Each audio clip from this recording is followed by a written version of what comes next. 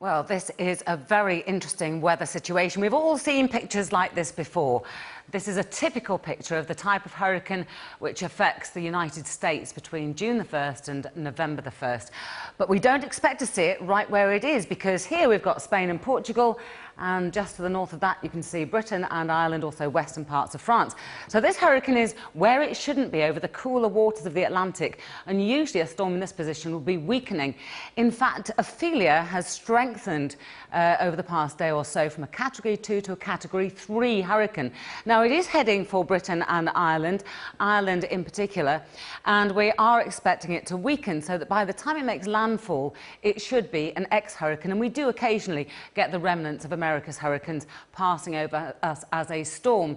But as this one makes its way in, it's already given a good deal of rain over northern and western parts of the country. It is currently dragging in a lot of tropical air, which is why we're seeing temperatures 20 Celsius and upwards over parts of England and Wales. It's going to continue to bring some wet weather, and then of course the storm itself, as it makes landfall, what can we expect? Well, first of all, some very, very strong winds, those winds gusting at times up to 80 miles per hour, perhaps a little bit more than that. Now, just to give you some idea, winds of that strength are likely to cause some structural damage, likely to cause travel disruption, could disrupt mobile signals, obviously travel and rail networks likely to be affected by that.